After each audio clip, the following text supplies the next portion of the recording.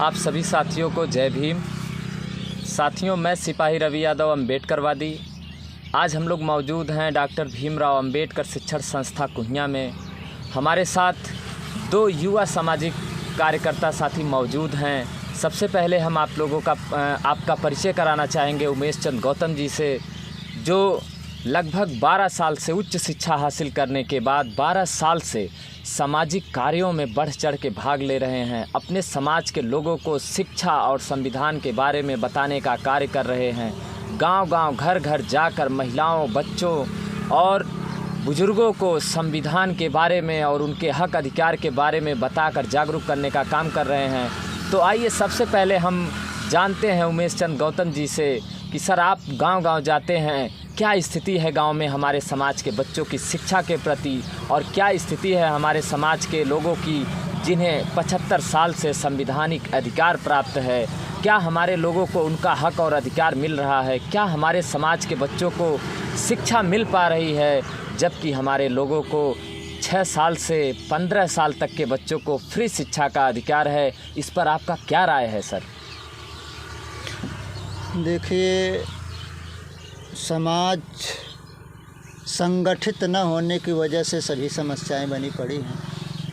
समाज सही रूप से जो संविधान है उसकी जानकारी न होना और समाज संगठित न होना, वह जो है हर तरह से अपने यानी संवैधानिक अधिकारों से वंचित है। समाज अभी भी जो है वह यानी एक दूसरे पे निर्भर है। जैसे चुनाव आ जाए, चुनाव में वह सिर्फ मुर्गे और दारू पे लग जाता है, उस पे अपने एक कीमती वोट को बेच देता है। क्योंकि उनके पास जो है जो जागरूकता होनी चाहिए वो जागरूकता नहीं हो पाई। इसीलिए ये संघ के द्वारा हम सभी गांव-गांव चल करके उन्हें यानी शैक्षणिक शिक्षा के साथ साथ सामाजिक शिक्षा देने का काम कर रहे हैं, ताकि क्योंकि शैक्षणिक शिक्षा के साथ साथ जब सामाजिक शिक्षा होगी तभी वह जो है सम्यक शिक्षा बनेगी। वह सम्यक शिक्षा होगा तभी वह पूर्ण शिक्षा होगी, और वह पूर्ण शिक्षा होगा तभी आदमी दुनिया में समझ पाएगा क्या गलत है क्या सही है। क्योंकि शैक्षणिक शिक्षा तो सभी लोगों के पास है लगभग। आज हर घरों में BA BSc MSc लगभग नौकरी, डॉक्टर, मास्टर, इंजीनियर हैं, लेकिन वह सामाजिक शिक्षा न उनके पास होने की वजह से वह गलत दिशाओं में चल रहे हैं, गलत रास्ते पे चल रहे हैं। और उधर से जो यानी मनुवाद के लोग हैं सत्ता को अपने यानी कब्जे में कर लिए हैं। क्योंकि हमारा समाज जब संविधान बना, आज़ादी मिली, हमारे लोग पढ़े लिखे लोग नहीं थे। किसी तरह से वह जब स्कूल कॉलेज जाने लगे, सरकारी विद्यालयों में पढ़ने लगे, नौकरियां लगने लगी, तो ये लोग क्या किए, बाद में उसको धीरे धीरे फिर प्राइवेट में यानी कन्वर्ट करना शुरू कर दिए। धीरे धीरे हमारे लोग चुनाव नहीं लड़ते थे, पार्टियां नहीं होती थी। किसी तरह से जो है जब यानी बहुजन समाज में पार्टियां आने शुरू हुई, चुनाव लड़ने लगे। हमारा SC ST OBC माइनॉरिटी, कुछ लोग तो अंधविश्वास में जकड़े हैं, कुछ लोग जागरूक हैं, वो लड़ाई तो लड़ रहे हैं। उन्हीं की वजह से आज जो भी कुछ जिंदा बना पड़ा है वह जिंदा पड़ा है। धन्यवाद। लेकिन सर, मैंने आपसे एक सवाल और भी किया था कि आप गांव में जाते हैं, मीटिंग करते हैं, महिलाओं बच्चों को आप जागरूक करने का काम कर रहे हैं, तो मैंने आपसे एक सवाल और भी किया था कि हमारे समाज के लोगों में शिक्षा का स्तर क्या है? आप कई गांवों में भी गए हैं, तो आप बताएं इस चीज़ को कि हमारे समाज के बच्चों को शिक्षा कितनी मिल रही है? क्या उस मानक के अनुरूप उनको शिक्षा मिल रही है? जी, धन्यवाद। देखिए, शिक्षा जो है, जो अभी वातावरण है, जो संवैधानिक तौर से चलाया जा रहा है, जो सत्ता शिक्षा चला रही है, उस हिसाब से तो शिक्षा ले रहे हैं। हर घर में आप देखेंगे, हमने अभी बोला था थोड़ी देर के लिए कि लगभग हर घर में BA BSc B.Ed करके बैठे हैं, नौकरी नहीं मिल रही है। लेकिन हमने अभी कुछ कहा था, शैक्षणिक शिक्षा के साथ साथ सामाजिक शिक्षा होना बहुत ज़रूरी है। अभी घरों में बहुत से डिग्रीधारी बैठे हैं, लेकिन उनके पास हम लोग जाते हैं तो देखते हैं तो उनको अगर संविधान की जानकारी पूछा जाता है, अनुच्छेद के बारे में पूछा जाता है, अनुसूचिया के बारे में पूछा जाता है, समाज के बारे में पूछा जाता है, तो उनको कोई जानकारी नहीं है। इसीलिए हम लोगों ने इतना जाना कि गांव-गांव इसलिए मीटिंग कर रहे हैं कि उनके हमारा समाज अभी तमाम कुरीतियों में फंसा है, तमाम पाखंड में फंसा है। एक दूसरे की ईर्ष्या, द्वेष, जलन, एक दूसरे की बुराई, जुआ, ताश, शराब, जात पात, ऊंच नीच, भेदभाव के चक्कर में भी वो बना पड़ा है, उससे निकल नहीं रहा है। ऊपर से जो है यानी आपका जो है ईर्ष्या है, द्वेष है, जलन है, जुआ है, ताश है, शराब, उसमें अपने आप को समय नष्ट कर देता है।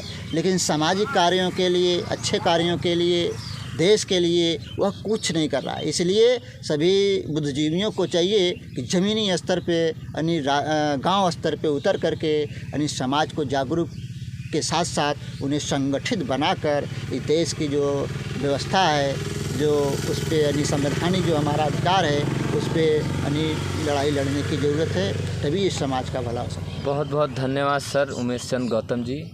साथियों, आइए हम आप लोगों को मिलवाते हैं senior section engineer Akhilesh Yadav ji से, जो रेलवे विभाग में कार्यरत हैं। आप निजीकरण और पुरानी पेंशन के आंदोलनों में जो संगठन चल रहे हैं, आप उसमें काम भी कर रहे हैं। तो आइए हम आप लोगों को इंजीनियर अखिलेश यादव जी से मिलवाते हैं और इनसे जानते हैं कि निजीकरण देश के लिए और पुरानी पेंशन कर्मचारियों के लिए कितनी घातक है। स्वागत है सर आपका। धन्यवाद रवि जी। सभी साथियों को जय भीम, जय मंडल। देखिए साथी, आपने बहुत महत्वपूर्ण मुद्दा उठाया, निजीकरण। जैसे हम लोग यहाँ बात कर रहे हैं, अभी साथी उमेश जी ने लोकतंत्र और संविधान के बारे में अपनी बात रखी और समाज की जागरूकता और सारे संगठनों को, उसी से जुड़ा यह मुद्दा निजीकरण भी है। और हम लोगों का एक संगठन है फ्रंट अगेंस्ट एनपीएस इन रेलवे, जो एक मोर्चा है पुरानी पेंशन बहाली के लिए। आप लोगों को पता होगा 2004 में जो है केंद्र सरकार ने जो देश की कर्मचारियों की सामाजिक सुरक्षा थी, उसको जो है हटा के एक नई व्यवस्था लागू की है, जिसके तहत जो है बड़ी ही दयनीय स्थिति है रिटायरमेंट के बाद। देखिए, हम लोगों के एक आंदोलन है जिसका नाम है एनपीएस निजीकरण भारत छोड़ो। और ये बड़ा मैं धन्यवाद आप लोगों को देता हूँ कि आप लोगों ने मौका दिया मुझे बात रखने के लिए। आप लोग सामाजिक कार्यकर्ता हैं और मैं भी एक ट्रेड यूनियन एक्टिविस्ट हूँ। तो ये जो निजीकरण मुद्दा है वो सबका मुद्दा है, इस देश का मुद्दा है। अलग बात है कर्मचारी इसके लिए लड़ रहे हैं, लेकिन ये हर एक नागरिक का मुद्दा है। देखिए, अगर निजीकरण होगा देश का, तो देश के संवैधानिक अधिकारों की बहुत से अधिकार लोगों से छीन जाएंगे। अभी जैसे आप शिक्षा पे काम कर रहे हैं, अभी शिक्षा पे बात कर रहे थे उमेश जी से। एक देश में कानून लागू है RTE, राइट टू एजुकेशन, जिसके तहत 0 से 14 साल के बच्चे तक की शिक्षा सरकार की जिम्मेदारी है, फ्री ऑफ कॉस्ट है। लेकिन आप बताइए, जो सरकारी विद्यालय हैं, जो आपके प्राइमरी और कॉलेज विद्यालय हैं, उसमें तो जो है सरकार टीचर रखी है, सारी सुविधाएं देती है, फ्री शिक्षा बच्चों को अवेलेबल है।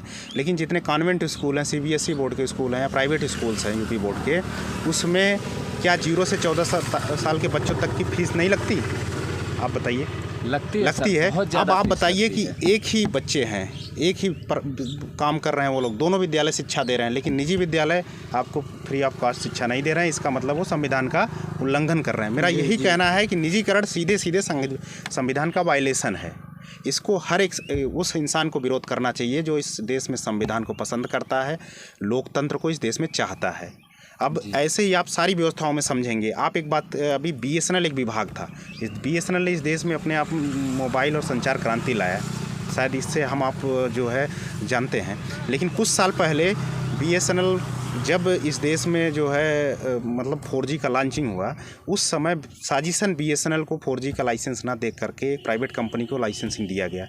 अब आप बताइए, जब BSNL की भर्तियां निकलती थी तो उसमें सब ओपन भर्ती निकलती थी, उसमें सबको बराबर का अधिकार था, जो हमारे संविधान में दिया गया है, फंडामेंटल राइट्स की। सारे लोग, चाहे SDO का है, चाहे ग्रुप D का पद हो, चाहे अधिकारी का पद हो, सब लोग उसमें परीक्षा दे के नौकरी कर सकते थे। लेकिन आज जियो कंपनी जो सर्विस प्रोवाइड कर रही है, क्या कभी आपने उसका एडवर्टाइजमेंट में सुना कि जियो में ये इंजीनियर की नौकरी निकली है, ये इस पद की नौकरी निकली है? कहाँ से भर्तियाँ वो होती हैं? मैं ये कहता हूँ, देश में जितनी प्राइवेट कंपनियां हैं, उनकी भर्तियां कैसे होती हैं? आप कभी किसी का नोटिफिकेशन देखते हैं? कोई परीक्षा देखते हैं? दिखाई नहीं। लेकिन लोग उसमें काम करते हैं। तो ये बताइए, जब देश के नागरिक जो पढ़ लिख के, जो आपकी कोचिंग में पढ़ेंगे, जो स्कूलों में पढ़ के हमारे बच्चे जब कल को जाएंगे, तो क्या उनको बराबर का अधिकार मिल रहा है? नहीं मिलेगा। उनको बराबर का अधिकार सरकारी व्यवस्था में ही मिलेगा, या सरकार उसको कंट्रोल करेगी। जी। निजीकरण का एक रास्ता शुरू में आया, पब्लिक सेक्टर यूनिट्स, उसमें कुछ प्राइवेट सेक्टर का शेयर होता था, ज़्यादातर गवर्नमेंट का। वो हद तक भी ठीक था कि उसमें भी सरकार के रूल लागू होते थे, आरक्षण लागू होता था। तो मेरा यही कहना है कि निजीकरण का मुद्दा सीधे सीधे जो है आरक्षण से जुड़ा है, सीधे सीधे देश के संविधान से जुड़ा है, लोगों के मौलिक अधिकारों से जुड़ा हुआ है। ये बात सबको समझनी पड़ेगी। हमारे साथी उमेश जी इसके लिए प्रचार प्रसार भी लोगों में करते हैं, इसको सबको समझना पड़ेगा। आपके चैनल के माध्यम से मैं अपने सभी साथियों से कहना चाहता हूँ, देश भर के जो इस वीडियो को देखेंगे, कि आप इस चीज़ को समझिए। एक प्राइवेट व्यवस्था बनाई जा रही है, इस व्यवस्था के कारण आपका संविधान निष्प्रभावी हो जाएगा। ये मैंने अभी शिक्षा की बात की, अभी आपको स्पेशल इकोनॉमिक जोन में देश के तमाम कानून नहीं लागू होते। अभी आपकी जो आप पुलिस सेवा से हैं, आपकी जो एक आर्मी की भर्ती की व्यवस्था में अग्निवीर व्यवस्था लाई, वो भी एक निजीकरण का रूप है। इसको हमें समझना पड़ेगा। सही बात है। ये कोई पद नहीं क्रिएट किया गया है। आप बताइए कि जो देश के लिए जान न्यौछावर करता है उसको पेंशन न देना पड़े, इसलिए उसकी नौकरी 4 साल की कर दी गई। ये सारी व्यवस्थाएं देश के लिए घातक हैं, सिर्फ पूंजीपतियों के लिए। मैं स्पष्ट कह रहा हूँ, इस देश को पूंजीपति चला रहे हैं। किसी को भ्रम नहीं होना चाहिए कि ये जो है कोई लोकतांत्रिक पार्टी या कोई नेता चलाता है। पूंजीपतियों के लिए उनकी सारी व्यवस्थाएं बनाई जाती हैं। आप बताइए, जब बजट पास होता है, केंद्रीय बजट पास होता है, उस समय जो है देश के सारे उद्योगपतियों से हमारे देश के वित्त मंत्री बुलाते हैं, मीटिंग करते हैं, तब जाके वो प्रपोजल बनता है बजट का। मतलब कि उनके हिसाब से कानून बनता है। लेकिन हमारी आम जनता जो सबसे ज़्यादा इसके भागीदार है, उसको कभी बुलाया जाता है? उसका फीडबैक पूछा जाता है कि बजट कैसा होना चाहिए? No sir. और आपको मैं बता दूं, देश में भ्रम फैला जाता है। आपके चैनल के माध्यम से मैं सच्चाई बताना चाहता हूं। इस पिछले वित्त वर्ष का जो टैक्स कलेक्शन हुआ जीएसटी का, उसमें 63%, एग्जैक्ट आंकड़ा आगे पीछे 2-4% हो सकता है, लेकिन 60 से 70% के बीच में जो टैक्स कलेक्शन है वो हमारा मिडिल क्लास से आया है, रिटेल से आया है। रिटेल कौन सामान खरीदता है? केवल 30 से 40% कारपोरेट से टैक्स आता है। और लोग कहते हैं कि लोग टैक्स नहीं देते। बहुत से आप सुनते होंगे कि बड़े बड़े लोग जो उद्योगपति हैं, जो बड़ी बड़ी कंपनियां चलाते हैं, कहते हैं हम टैक्स भरते हैं, हमारे टैक्स पैसे को मना बर्बाद किया जाए। मैं सबको बताना चाहता हूं कि इस देश में एक भिखारी भी टैक्स भरता है। अगर कोई माचिस खरीदा तो वो भी टैक्स भरता है। सही बात जी। इनडायरेक्ट टैक्स व्यवस्था लागू हुई है। तो ये सब भ्रम हमें दूर करना पड़ेगा। हम इस देश का टैक्स भरते हैं, 60% टैक्स इस मिडिल क्लास और लोअर हमारे मजदूर वर्ग से आता है, तो उसमें उसका हिस्सा नहीं है। ये सारी बातें हैं। दूसरी एक चीज़ ये है, निजीकरण संविधान का विरोध है। आर्टिकल आप लोग जाके गूगल पे सर्च करिएगा, संविधान को पढ़िएगा, आर्टिकल 39B, उसमें सीधे सीधे जो है लिखा गया है, देश के भौतिक संसाधनों का वितरण ऐसा होना चाहिए जो सबके सुविधानुसार हो, सबके लिए बराबर हो। अभी मैंने आपको इसके पहले बताया कि जितनी निजी कंपनियां हैं, कोई नौकरी के लिए कोई नोटिफिकेशन नहीं निकालती जी, सबको उसमें बराबर का अधिकार नहीं है। तो क्या बताइए, वो आर्टिकल 39B का वायलेशन है कि नहीं है? बिल्कुल। उनको देश की संपत्तियों को बेचा जा रहा है, ये कहाँ तक उचित है? तो इन सब बातों पे रवि जी सबको जागरूक होना पड़ेगा। आपने एक प्रयास किया, इसके लिए मैं धन्यवाद देता हूँ कि आपने समय दिया। लेकिन मैं व्यापक शब्दों में ये कहना चाहता हूँ कि संविधान को कई और मतलब तरीके से खतरा पहुंचाया जा रहा है। उसमें निजीकरण है, उसमें आपका जो है अग्निवीर व्यवस्था है, उसमें शिक्षा का बाजारीकरण है, तमाम जो चीज़ें हैं सब इससे जुड़ती हैं। और हमारे समाज को जागरूक होना पड़ेगा। आंदोलन को, जैसे आपने कहा कि हमारे कर्मचारियों को आंदोलन, अभी 1 अक्टूबर को 10 लाख कर्मचारी देश भर से जुटे, जो बुद्धिजीवी वर्ग माना जाता है इस देश का, और देश की दिल्ली के रामलीला मैदान में सरकार का विरोध किया। लेकिन जब तक हमारा आम जनमानस, ओबीसी, SC, ST, माइनॉरिटी, सभी लोग जब तक ये जागरूक नहीं होंगे कि नहीं ये हमारा भी मुद्दा है, उसको अपना मुद्दा नहीं बनाएंगे, तब तक हम इस बात में सफल नहीं हो पाएंगे। हमारा चुनाव, जैसे साथी ने बताया कि संगठन और तमाम तरीक़ों से EVM से वो किया जाता है। देखिए, जो एक पूंजीपति वर्ग है, एक हम वर्ग हैं। अगर हमें वो अपने लिए सारी व्यवस्थाएं बना रहा है, लेकिन लोगों को जागरूक होना पड़ेगा, समाज को जागरूक होना पड़ेगा कि हमारा हक कैसे मारा जा रहा है। उस मुद्दे पे आके उसको जो है लड़ाई लड़नी पड़ेगी, तब जाके हमें सफलता मिल पाएगी। हमें बाबा साहब डॉक्टर अम्बेडकर के विचारों पे चल के, और जितने तमाम हमारे महापुरुष रहे हैं उनके विचारों को हमें पढ़ना पड़ेगा, समझना पड़ेगा। आज के परिदृश्य में उसको हम कैसे जो है आगे बढ़ा सकते हैं, तभी समाज का कल्याण होगा। और धन्यवाद साथी। बहुत बहुत धन्यवाद सर आप सभी लोगों का। साथियों, जैसा कि आप लोगों ने सुना कि निजीकरण भी हमारे देश के लिए घातक है। सन को जिस तरह से ख़त्म करके नया NPS लागू किया गया है, वो भी देश के लिए घातक है। तो साथियों, मैं आप सभी लोगों से यही कहना चाहता हूँ कि आप लोग निजीकरण का विरोध करिए, निजीकरण को रोकिए, क्योंकि अगर देश की संपत्ति का निजीकरण होगा, देश की संपत्ति का जो है पूंजीपतियों को हाथों में बेचा जाएगा, तो हमारी आने वाली पीढ़ियों को महंगाई और बेरोजगारी और भ्रष्टाचार से कोई मुक्त नहीं करा पाएगा। हमारी आने वाली पीढ़ियां गुलामी करेंगी।